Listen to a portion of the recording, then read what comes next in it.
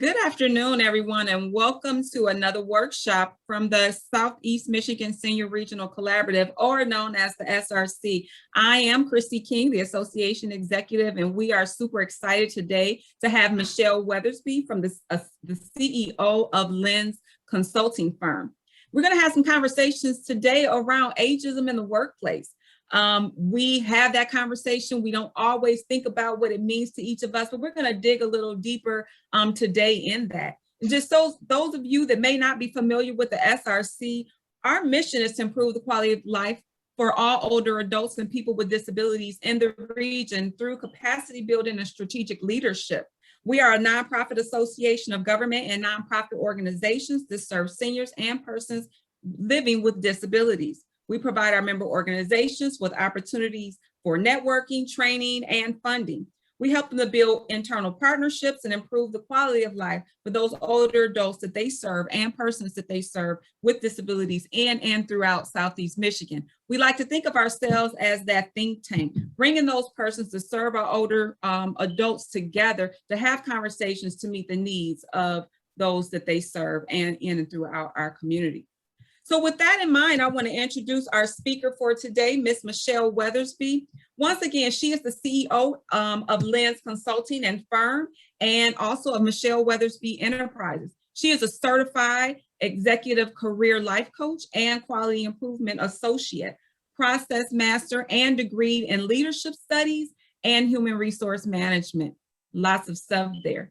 Through her education and experience, she works with clients by positioning them to receive the career level and financial backing desired by advising them on professional profiles and documents for personal, business, LinkedIn profiles, press releases, media kits, Wikipedia profiles, capability statements, and resumes, along with other career development services.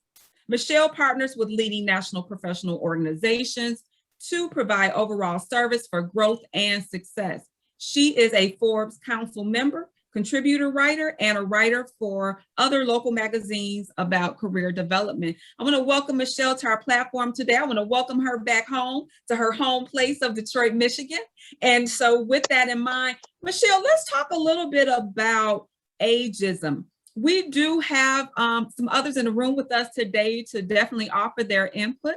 I want to welcome our University of Michigan interns, Kobe Holmes, Michaela, and Yang Ling. They're going to be involved in our conversation today as we think about what ageism means. We often have that conversation. We often, like I said, we think about it, but we don't always think about how it really impacts us and what does it actually mean. So with that in mind, what is ageism exactly? Christy, that is a very good question. Thank you so much for reading my bio. Ageism. So first of all, no matter what age you are, you will experience ageism. If you're younger, if you're older, you will experience it. It is not a good experience. The question is what you're going to do with it. So ageism is a stereotype.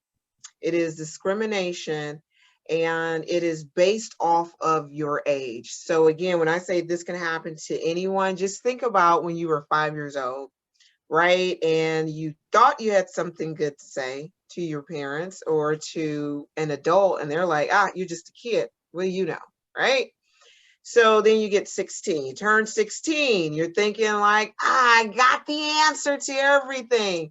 Again, your parents would say, what do you know? You turn 18, now you're 18, now you're experiencing new things. Some of us graduate 18, 19. Again, we keep hearing that same thing. So now we're in the workplace and we are 21, 22, 23.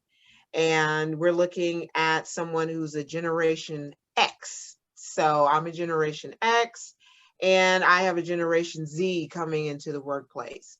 And sometimes when they want to bring forth information, I'm like, what do you know? You're the age of one of my children. And as parents, we're looking at you as more of a child instead of a coworker. So that's one spectrum of it. But then we begin to go to, once you reach a certain age, the ripe age of 40, 50, 60, whatever your magic number is. And we look at that and say, oh, she's too old. What does she know? Okay, so now it's coming back around. Oh yeah, we did it back in that day. What do they know? So again, it's discrimination against a particular group of people. It can be based off of your race. It can be based off of your culture, of course, your age, your gender, a class. Depending on what culture you're in, it might be classism. If they believe that you're a part of this class and you're in the upper class, depending on the culture, again, what do they know? And believe it or not, we all know a lot of something about something. That's why there's so many people on this world, because I say God didn't make extra people, that we all need each other. So we need to hear what each person has to say when we collectively come together to solve a problem or to solve an issue. So that's definitely interesting. I have to even admit myself, we don't think about ageism as a form necessarily that we are practicing ageism and we're discriminating, but we also have to think about that we're bringing those biases into our workplace, into our environment, and any atmosphere that we are involved in. I think about I hire people, and so often, yes, I do have those thought processes. So like, they're pretty young, what do they know? So I've had to reimagine my thinking as well to make sure that I'm being very inclusive of those millennial ages or whatever. We have all the different X's and Z's and baby boomers and all that good stuff. And so when I see someone that is my child's age or younger, it is kind of thinking like, you have so much to learn, but it's also putting myself in that predicament and remembering what it felt like when I was the younger person in a new professional work environment. And then how can I impart myself into that young person? And then on the flip side, if there's a person that's a little more mature than I am, what does that look like? How do I learn from them and how do I welcome them in? I think we have to be very intentional when we're in these spaces and really think through it, because our biases show up regardless if we want them to or not. They're just based in what we do and what we've known already. So when we think about that even more, how can this really be combated in the workplace? I gave some examples of what I may do, but what are some other things that we could possibly do when we're thinking about ageism and making sure that we're not allowing those biases to take hold in our hiring processes? That's good. That's a very good question. So first of all, we have to take responsibility for ourselves. So for myself, I have 4 children. I was just in a meeting today, and the lady first of all, she couldn't believe I had 4 children. And then she couldn't believe the ages of my children. And I was like, that's right, girl, I'm 25, right? So the thing is, what type of energy are you giving out? So you have to think about the energy that you are producing to the groups that you are presenting to. So if we are talking about someone who is young, who's 21, we need your energy. So we don't want you to behave like someone my age. Oh my, please don't. Just please don't. We need your energy. We need your ideas, but you have to know who your audience is. So if you are presenting as a Z or as one of the younger millennials, then you have to know who your audience is. And, some of the abbreviations, some of the slang, you realize like, okay, I can't use it with this group, but it might be appropriate for other groups. Okay. So again, like I said, being responsible for yourself. One of the things when I was in corporate America was this young man, he came into work with his headphones on. He'd be rocking it out. I'd be like, what you listening to? I want to hear what you got to say. He was bringing forth the energy. Now, the thing was that he worked a lot with his headphones. There's nothing wrong with that. But if you're around other people, you got to unplug and you have to listen. And so when you listen, you begin to learn. So just looking at him, I had to realize that he had to unplug. But from my point of view, I had to realize this is how he works. This is how he flows. This is how he produces. So the responsibility is both of ours, So if I have a conversation with him and say, like, if he has one earbud in and another one he take out, I'd be like, what you say? What'd you say? Oh, yeah, yeah, yeah. And he just puts it back in. Then I'm like, that seems a little dismissive. But it could have went in, and within 5 minutes, he did exactly what I asked him to do. But to combat that, take both earbuds out and say, okay, now, what did you say? And then repeat it back to me. And I'm like, okay, he heard me. Put it back in and type away. And so again, that's the conversations that we have to have, and we have to notice. Again, that's how people flow. And so again, the responsibility again is for both of us to realize, like, that's the way I communicate. This is the way he communicates. This is the way she communicates. But the biggest thing is being intentional and bringing energy. And so, and I know you mentioned about hiring. So I could easily look older than 25, right? I'm sticking with 25, y'all. So I could easily look older. So what did I decide to do? I decided that I wanted to bring energy. So one of the ways I bring energy is like the different hairstyles I have, what I wear, the way I carry myself, the way I talk to people, the way I project me. And so when they see that, sometimes they don't see age. They just see this person who got this energy, this person who wants to be a part of a group, this person who wants to collaborate.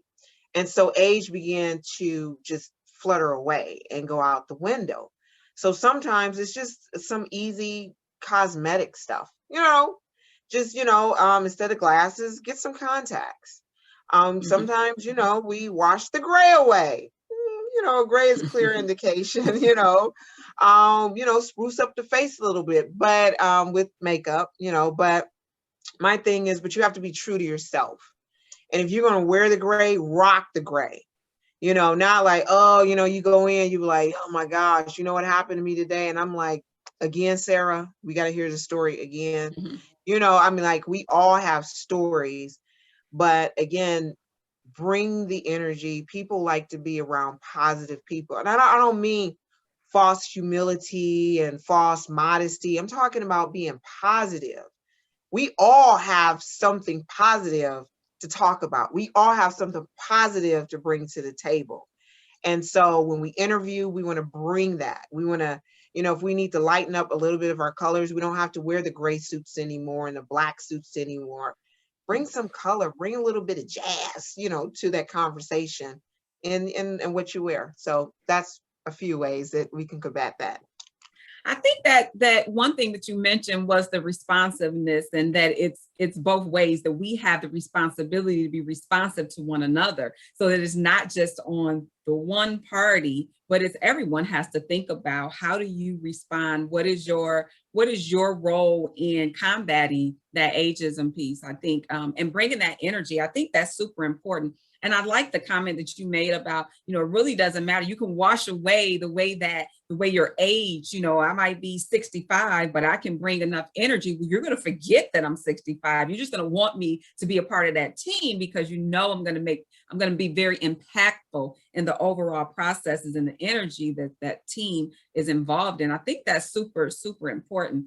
One thing to think about as well, and I want to bring our interns into the conversation as well momentarily, but I want to have a little bit of dialogue, with us being our focus here at the SRC, once again, is aging services and persons with disabilities. And so we know there's a number of things that plays into making sure that health is at the top. How do we best care for our older adults? Those are in our lives. How do we, even as caregivers, how do we care for ourselves?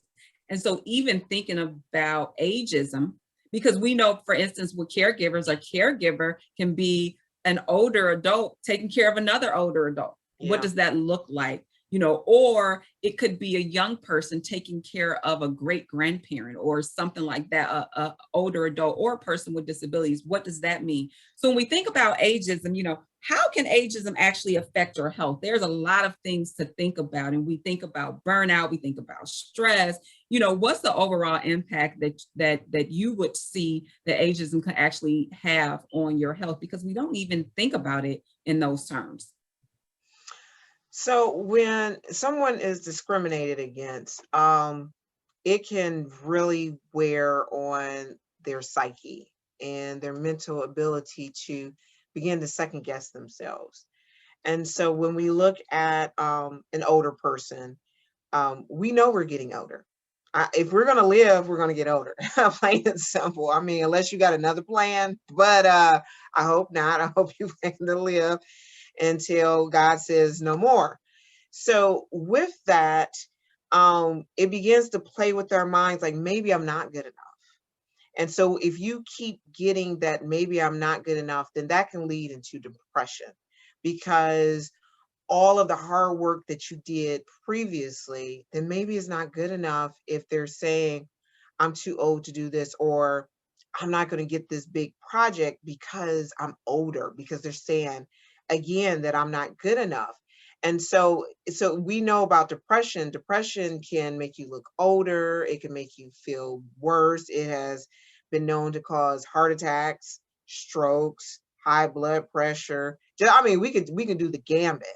And so if we are aware that the way someone feels about us, that is wearing on us like a heavy blanket or a heavy coat, then we have to take that off. And we have to say, you know what? That's just the way they feel. I know what I bring to the table. I know what my capabilities are, and I need to go ahead and release that. And then sometimes you may have to have a conversation with that person, one-on-one. You keep saying, oh, yeah, and laugh about it. Oh, Michelle, she got other things in her mind. She doesn't need to be part of that project. Well, did I ever say that to you? Did I ever relate that to you? Because if I didn't, I prefer if you don't speak for me, that as you can see, I'm old enough to speak for myself, because you mentioned my age quite a few times. So as an older person, a person who is aging, again, why are we allowing just society norms to say that we're not good enough?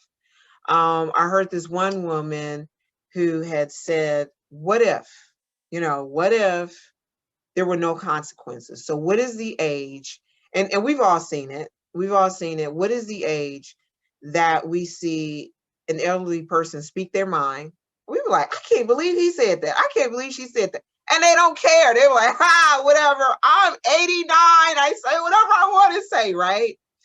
So reaching that point in your life, and that doesn't matter what age you are, that you don't have fear. You be like, yeah, I said it. And when I say this, I'm not saying being disrespectful to someone else, but I'm saying that when we see injustices and we reach a certain age, we don't have fear. And they were like, oh, if you keep saying that, we're going to fire you. You'd be like, yeah, but I have my own business. So what now? Oh, we're going to shun you. You're not going to have any friends. Well, you weren't my good friends anyway. So I'll find more friends, right?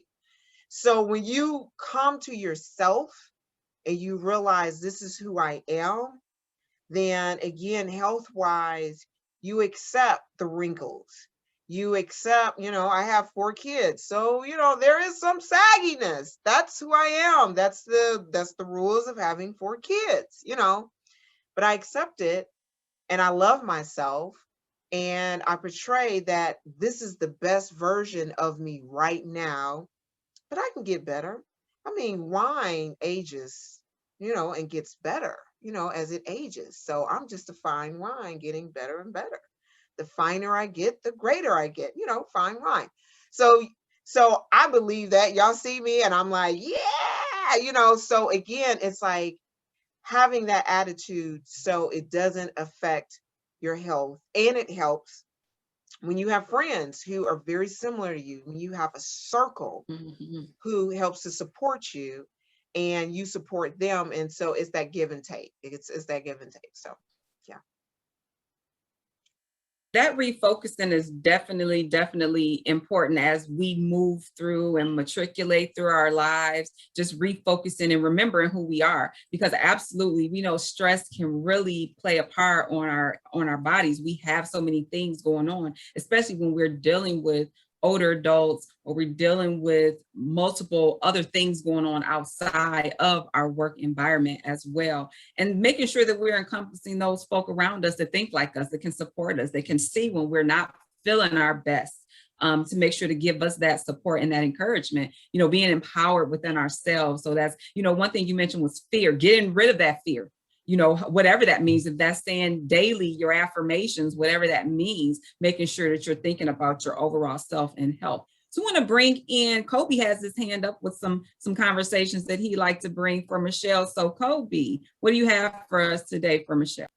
I just like how Michelle brought up like the integrative ways of like what like she's brought in like sex and like being young and being like coming from different culture and like you know like that all just kind of plays into like ageism. And I feel like being a young Black man, like when you step into like the like corporate world, like everyone is like expecting certain things out of you, and like or not to say expecting certain things, but they might like not expect you to do certain, like be able to do certain tasks and like to raise above the occasion. So I feel like that kind of plays into like ageism for me, is like wanting to step up and do more, just to like show that like young Black men are intelligent and that we can come in into like certain areas and like fix and do things like extraordinarily and exceed above expectations when we come into work in these roles that we're given. So I love that. Kobe, I just absolutely love that. And if you guys notice, Kobe had said that he needed to do extra, right? That perhaps he needs to do extra to be seen, to be appreciated, and to be validated. And so without touching too much on the race card, sometimes you have to do that if you are the minority within your workspace, that you have to bring forth a little bit of extra to be seen. And like I said, to be seen and appreciated when another counterpart of yours may not have to do that. But you have to recognize that whatever environment you're in, that you're playing somebody's game. You know, sometimes I hear like, oh, you know, I'm 75. How come I got to play the game? If you want to be in corporate America, you got to play the game. If you're 45, you have to play the game. What is the game? You have to find out what the rules are. And the rules, believe it or not, depending on if you are a Black female over the age of 35, you like 35, yes, 35, you play on a sliding scale compared to others, compared to a Black male of 35 or a white male of 35 or a white female of 35. The rules are different for a lot of people. So you have to find out what your rules are and what other people's rules are, so you know that you can outshine and go to the next level, you know. And so if their acceptable level is level 1, and they look at yours as level 3, reach level 4. And then they're like, oh my gosh, they just blew everybody out the water. Make sure that they have no question in their mind that you have the capacity to bring forth whatever they're asking for or more. But no, I like that. Thank you so much for giving your insight on that, Kobe. I think that's definitely important. He brought up definitely some important factors that we don't often think about or we kind of forget about. Having a younger person in an environment in what they're thinking that they have to do to be at at maybe your experience level, but you've been doing this 25 years. You've been doing this 30 years. And so they're learning. And just for them to understand that their value that they bring is going to be important at whatever that value is. And to keep striving, like you said, always bring your A game. You know, 100% might not be good enough, but if you know your 110% is your top, then bring your 110%. I think that's super important. One more question I have for you, Michelle, is when we talk about organizations, and we look at the impacts of ages, and we look at if they're coming from, you know, Kobe mentioned being young and those requirements and those thoughts. We've talked about the impacts of health. We talk about just those biases that we bring in when we think about ageism, and we think about the impacts of that and how to combat that. So what are some the financial bottom line? How is that often impacted in some organizations if ageism becomes an issue? Or maybe it's not an issue. How does that bottom line prosper or not prosper? So that is an excellent question. And the thing is, it affects both sides of the spectrum. So I'm going to talk about the Z's and the baby boomers. So when we look at the baby boomers have all this knowledge. They have this experience. They have what they have seen over the years. So this worked, that didn't work, that really, really worked. Oh my gosh, that bomb, we almost, the business almost went out. It's almost like we almost lost the business. So they have a great deal of expertise that they can bring to the table. So if we just thought about, if we wiped out our history, remember I said for the women, say like the age 35, 36, 37, say if there was no women in the workforce, they were like, null and void. It's like, we have nothing to say. It's like, it's like nothing is important. I want you to think about all the things that women have come up with after those ages and what we would have missed out on. Okay. And so because they know the history, we would start all over again and say, hey, how about if we make the wheel square instead of round? Okay, so that has been done and it has been extremely inefficient. Hence, that's why a lot of things are round. Round is a very great shape to use on a lot of things. But if we didn't have the history of that, then we will begin to repeat bad habits. Okay. But that's the pro of it. Now there is a con when we are a certain age and we've always done it that way. So we've always done it that way. And so my millennial and my Z come in and say, hey, Michelle, how about if we do it that way? What? No, we've always done it this way. Why would we change?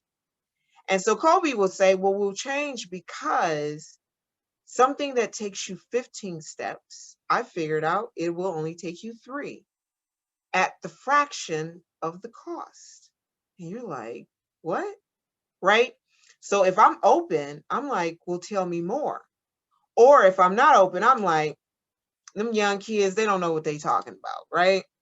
So you have to be able to say, okay, Kobe is talking about something that interests me or that will help the team. I need to hear his conversation. I need to hear what he has to say. Because if it takes me 15 steps and he's going to bring me down to 3 steps, I don't have to have all of this human capital working these other steps. Okay. So now I'm more efficient. There's more money. Also, if I can do it sooner, if I can bring product to market sooner, then I can perhaps capture a new audience because I can bring things sooner. Okay. Also, again, I'm like, and I can use that same human capital. I can use them on another project that I had on the roadmap, perhaps I had it there for 5 years. Like, oh yeah, 5 years down the line, our company is going to do this. Well, instead of that, we can push it up closer to 2 years. Again, things begin to move faster. Things begin to move quicker.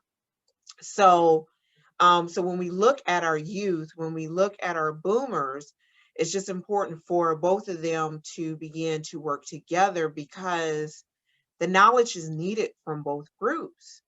It's like, I want you guys to think about it. Hopefully you can see my phone. All right, so here's my phone. Oh, no, you can't see it. Okay, so anytime I have issues with this phone, who do I give it to?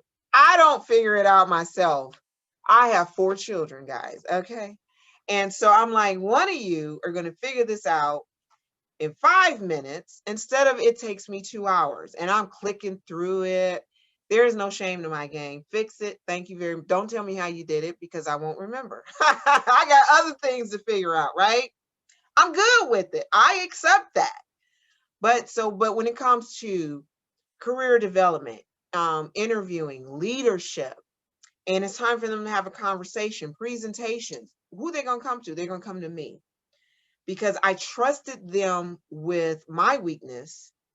They'll come to me with their weakness. And that's what it's all about. It's all about collaboration. I mean, we're here to collaborate, to bond with others, because for us to be successful, we need other people. We need other people who don't look like us. We need other people who look exactly like us.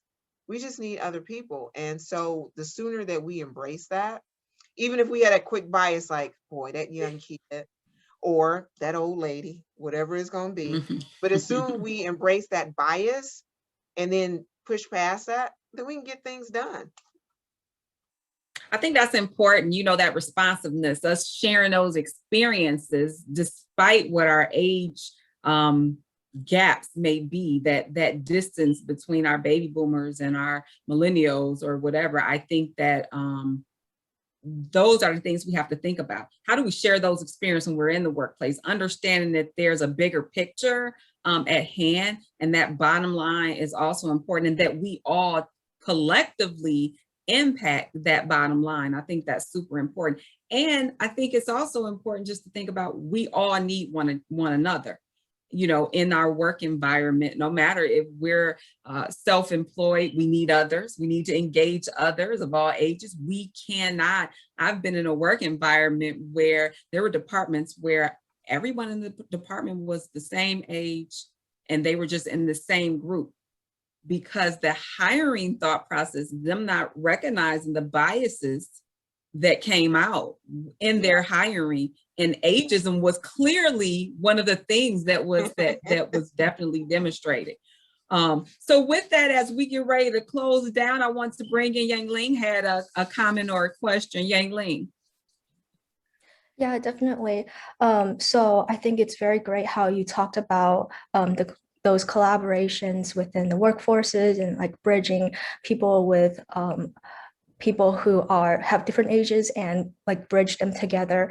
And I just want to connect with that and share some personal experiences or views.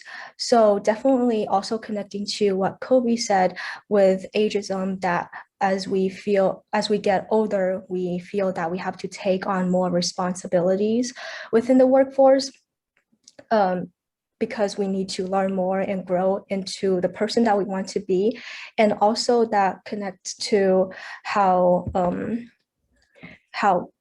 we feel like we need to take more responsibilities within a house dynamic, as well as our parents or grandparents are getting older, and as we are growing older and we have more strength and more abilities to help them lessen their burden. So such as my grandparents, they're close to 80 this year, and me just turned 20. I feel like I need to help my parents out with caring for my grandparents. So calling them often, like 5 times a week, almost every day, to just talk with them, and just because they need that communication. My grandparents, they live together in New York City, with not together with us. And I live in PA and they live in New York. So I know that they feel lonely. They need that connection with their family members. They are happy that when their offspring or children call them and ask about how their days are, and whether they ate lunch or not, whether they ate dinner or not, just those small talks, like it makes their heart warms. So yes, so as we grow older, I also feel that I have the responsibility to care for my grandparents, and also lessen the burden that my parents has, and perhaps grow in my workplace so I could lessen their financial ability as well. I love that. Yes. That's good. No, I mean, that is a very solid attitude to have, to realize that I need to help my parents and I need to love my grandparents, because my grandmother is 93. And I was calling her because I live in North Carolina and she lives in Michigan. And all of a sudden her phone stopped working. I'm like, how in the world am I going to reach my grandmother? What's going on? So I got all this stuff going on in my head. I'm like, oh my goodness. So the first thing I did when me and my 2 youngest, when we flew into Michigan a couple weeks ago, I beeline to my grandmother's house. And I told her I was coming, but I had told her ahead of time before her phone stopped working. I'm coming, I'm coming. I get there. She's not even there, y'all. She's not even there. I'm like, where's my grandmother at, right? And so there she was. She was outside, sitting outside, just enjoying the day. And I was like, there she is out there, sitting, enjoying the day. Well, I had to get it fixed. So whatever I had planned for that day, my focus was she need to have her phone so I can call her. So my other siblings can call her, you know, so we know what's going on. You know, those are the responsibilities. So I like when you said as you begin to grow within the workforce, that you realize that there are more responsibilities that need to be had, that you need to take, because if you don't take those responsibilities, then somebody else is going to take it. Somebody else is going to take over. And they're going to look at you like, okay, you know, again, that bias, that kid, he or she didn't raise their hand for this project, you know, and my thing is to you as a young person, raise your hand anyway, afraid. I'll be a part of that project, and have in mind who your mentor is going to be or who you're going to attach yourself to. And the same with my baby boomers. You know, if it's something that you've never done before, but you see one of these Z's or millennials just buzzing around the office and people are talking to them, connect with them and say, tell me more about this. You know, because technology is moving like this, guys. You know, I just got this computer. My son's, it was like, it's already out of date. I was like, what? I just spent how much for this computer is out of date? I don't understand. I don't understand. Right? So when I buy a computer, who am I asking? I'm asking my son, you know, he's in computer engineering and physics. Tell me which one is the right computer within my budget, you know, a budget to help me out. Again, we're helping each other. So I love that when you showed the different generations of helping each other. So thank you for that. I want to thank everyone for this conversation today about ageism, just us opening the door to look at it a little bit different in the work and the environment that we all engage in on a daily basis. And so with that in mind, I want to remind everyone that is viewing this that Michelle will be coming back to us live, because this is recorded. She'll be coming back to us live on July 29th at 11 a.m. And we want everyone to please register for that. We are going to have another lively conversation around ageism part 2.